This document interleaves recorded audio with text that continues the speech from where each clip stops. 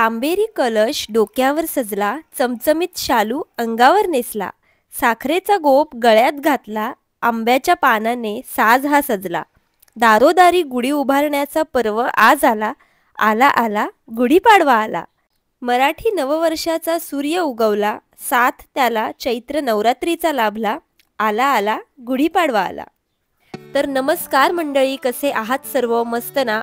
मी आशा करते तुम्ही सर्व एकदम मस्त, एकदम छान, एकदम टकाटक असाल. मी तेजू तुमचं आपलं नवीन एका व्हिडिओमध्ये खूप मनापासून अगदी स्वागत करते आणि आपला आजचा व्हिडिओ आहे ना तो सुरू करते. तर मंडळी, सुरुवातीचे माझे बोल ऐकून तुम्हाला कळलंच असेल की आजचा व्हिडिओ गुढीपाडव्याचा आहे. म्हणजे गुढीपाडव्याच्या दिवशी मी हा व्लॉग शूट केलेला आहे आणि त्याचीच माझी तयारी चालू झालेली आहे.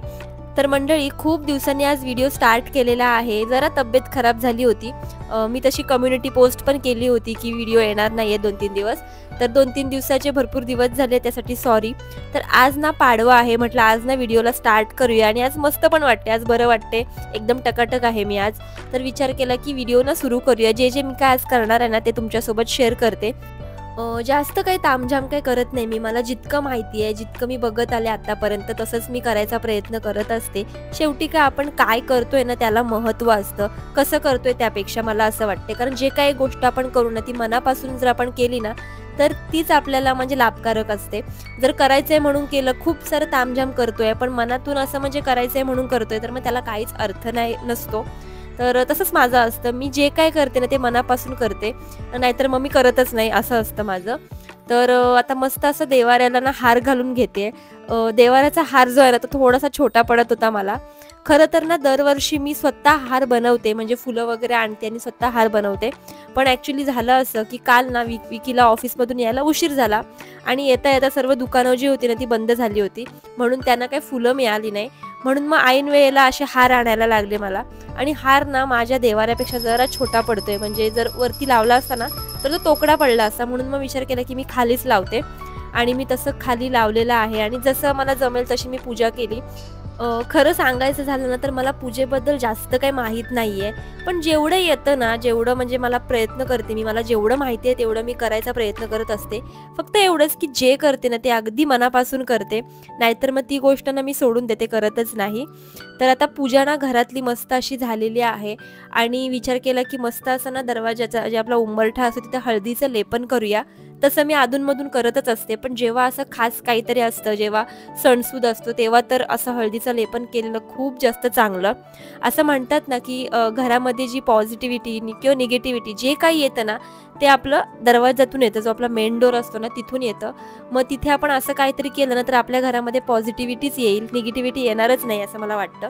म्हणून जेव्हा मला शक्य होईल ना तेव्हा मी असं करत असते. आणि खास करून ना असं सणसूद असेल ना, चांगला दिवस असेल ना, तेव्हा मी हे असं करत असते.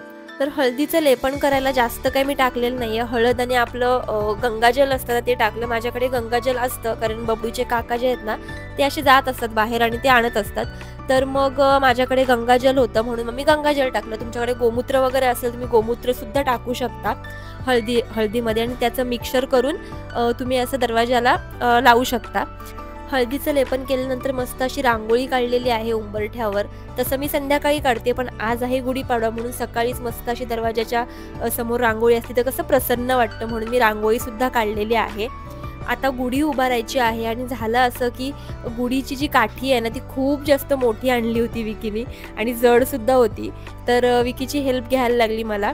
आणि असं म्हणतात ना की नवीन वस्त्र लावायचं असतं गुढीपाडव्याला. तर माझ्याकडे ही साडी होती जी की यूज केलेली नव्हती मी, तर त्याचेच ना असे प्लेट्स काढते आणि गुढीला आपल्या लावते, म्हणजे कसं गुढी आपली छान दिसेल.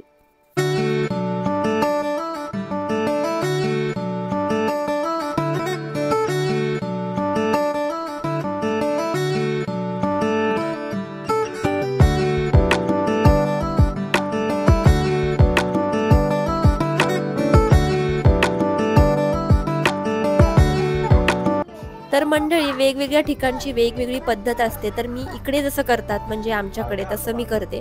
तर इथे ना मी गुढीला आपल्या एक साडी लावलेली आहे. साडी किंवा ब्लाऊज पीस आपण काहीही लावू शकतो. त्यानंतर मी लावलेला आहे कडुलिंबाचा पाळा, आंब्याची डहाली आणि जी आपली साखरेची जी माळ मिळते नाही का ती लावलेली आहे. आणि एक हार लावलेला आहे आणि हे ना सगळं असं मस्त बांधून घेणार आहे आणि त्याच्यावरती लावणार आहे कलश आणि आहे ना कलशाला मस्त असं स्वस्तिक आणि 5 बोटं लावली म्हणजे कसं आपली जी गुढी आहे ना ती उभारण्यासाठी मस्त अशी रेडी होईल।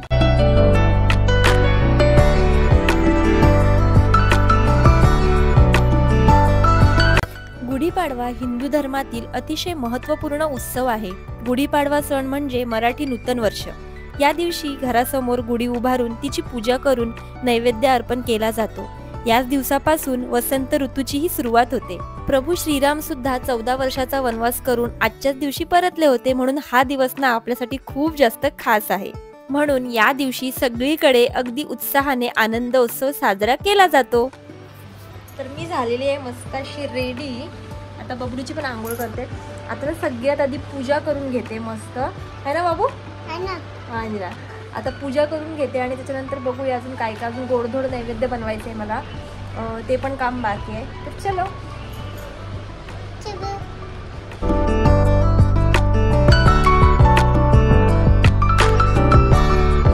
तर जोपर्यंत साडी वगैरे नेसत नाही ना तोपर्यंत असं वाटतच नाही की घरामध्ये काहीतरी आहे। तर साडी वगैरे नेसून झालेली आहे आणि आता मी करा रेडी करणार आहे, जो आपला खाली ठेवायचा असतो ना तो। तर एक कलश घेतला आणि कलशामध्ये पाणी टाकून ना मस्त त्याच्यामध्ये हळदी कुंकू, एक कॉईन आणि फूल टाकलं, थोड्याशा अक्षता टाकल्या आणि कलशाला पण साईडून ना हळद कुंकूनी मस्त 5 बोटं ओटून घेतलेली आहेत आणि त्याच्यावरती आंब्याची डहाळी टाकणार आहे आणि एक नारळ टाकणार आहे। नारळ थोडासा भिजवून घेतलेला आहे मी। आता हे जे कलश आहे ना ते आपल्याला गुढीच्या खाली ठेवायची आहे आणि त्याची पूजा करायची आहे।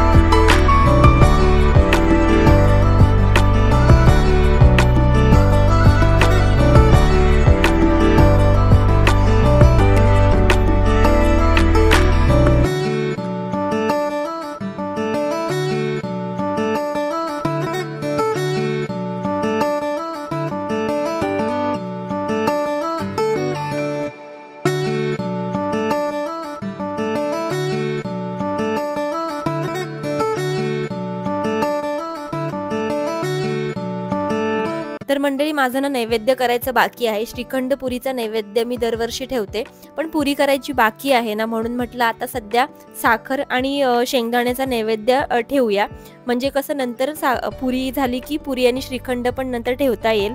तर मी आता नैवेद्य ठेवलेला आहे आणि माझी पूजा झालेली आहे।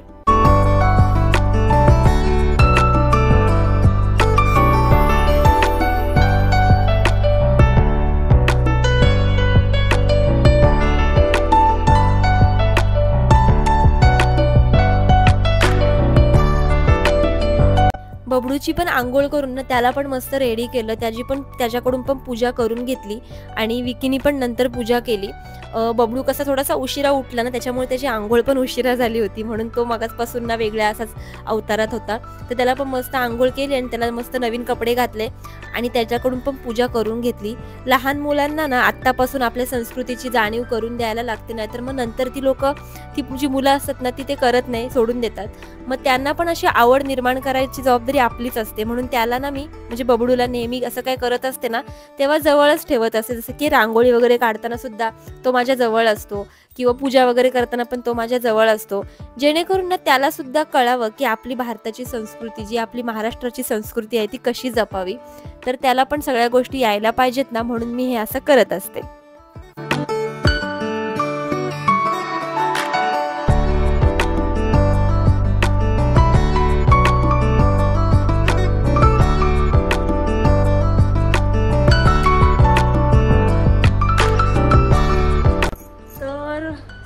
चेंज केली मी, आता साडी बदलली, ड्रेस घातलाय, कारण की आता बाजारात जायचं आहे, रविवार पण आहे तुम्हाला माहिती आहे. तर बाजारातून भाजी वगैरे घेऊन येतो आणि एवढी साडी बिडी घालून मला काहीच काम करता येत नाही, मला अजिबात सवय नाही साडीची. आणि त्यात गरमी इतकी आहे ना, खूपच जास्त गरमी आहे इकडे. तर त्यामुळे मी चेंज केले कपडे, मस्तपैकी असा साधा सिंपल आपला ड्रेस नेहमीचा जो सकाळी घातला होता तोच परत चढवलाय आणि बबडूचे पण कपडे चेंज केले. असेच थोडेसे फोटो वगैरे काढायचे होते ना, म्हणून त्याला थोडासा वेगळा ड्रेस घातला होता. तर मग आता त्याला पण मस्तपैकी त्याचे कपडे चेंज केलेत. आता आम्ही भाजी वगैरे घेऊन येतो, कारण की उशीर झाला, मला जेवण पण बनवायचं आहे दुपारचं, नैवेद्य पण थोडंसं दाखवायला लागेल. तर चलो.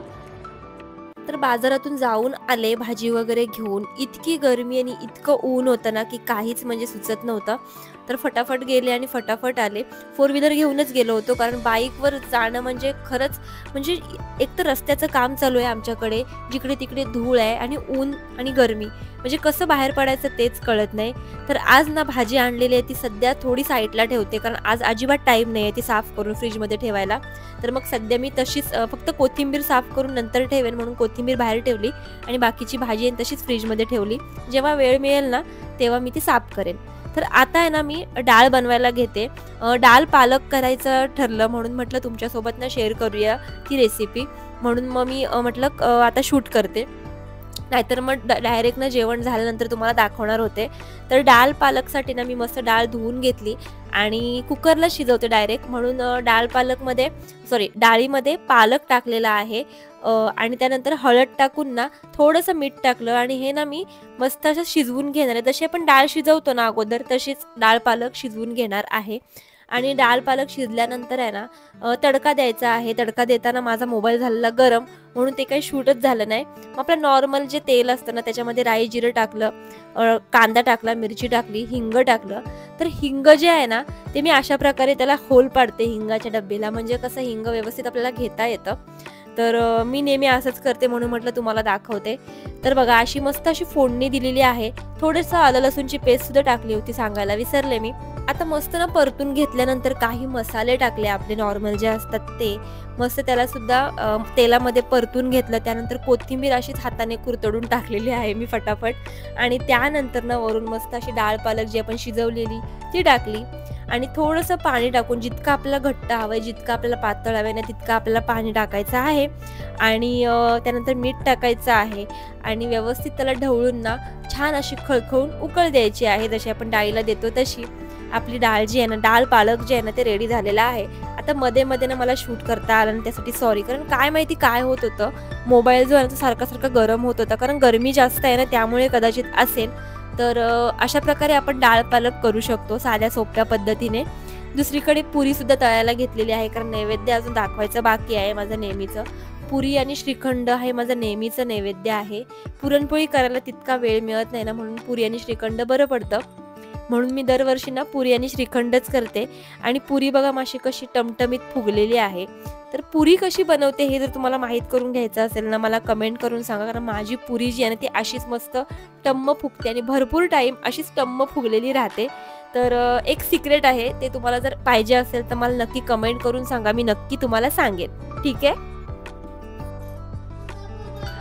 तर मंडळी गेल्या संडे पासून ते आत्ता संडेला मी व्हिडिओ स्टार्ट करते, कारण की जाम तब्येत डाऊन, म्हणजे कसं ना विकनेस आला होता जरा जास्तच.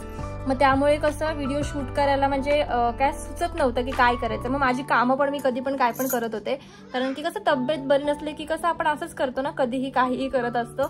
तर म्हटलं ते काही शूट करायचं म्हणून मी काही शूटच नव्हतं केलं आणि 8 दिवसांनी मी आज व्हिडिओ शूट केलेला आहे. तर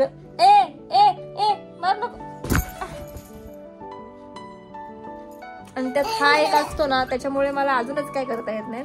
तर आज म्हटलं मस्त पाडवा आहे, आपलं नवीन वर्ष सुरू होणार आहे आणि चांगला दिवस आहे म्हटलं. परत बाबू गप्प बस, थांब ना सोनू.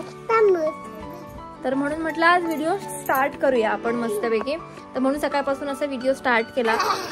कसं काय केलं मी पाडव्याचं ते तुमच्यासोबत शेअर केलं, म्हणजे जसं मी करते ना तसं मी आज दाखवलं. अजून भरपूर प्रकार म्हणजे वेगवेगळ्या पद्धती असतात वेगवेगळ्या गावाकडच्या. आता आमच्या घरी पण वेगळी पद्धत आहे अलिबागला, आणि इथे वेगळ्या पद्धती आहेत, म्हणजे वेगवेगळ्या पद्धती असतात, जसं आपल्याला आवडतं किंवा जसं आपल्याला माहीत आहे तसं आपण करायचं, एवढंच. तर ठीक आहे, आजचा व्हिडिओ मी इथेच थांबवते आणि व्हिडिओ हा कसा वाटला मला नक्की ना कमेंट करून कळवा. आणि पुन्हा आपण लवकरच, म्हणजे उद्यासुद्धा मी शूट करणारच आहे. आता डेली व्हिडिओ तुम्हाला मिळतील बघायला, कारण मी आता एकदम फिट झालेली आहे. तर ठीक आहे, पुन्हा भेटूया नेक्स्ट व्हिडिओमध्ये. तोपर्यंत आहे ना आपली आणि आपल्या माणसांची ना काळजी घ्या. ठीक आहे, ठीक आहे. Bye bye.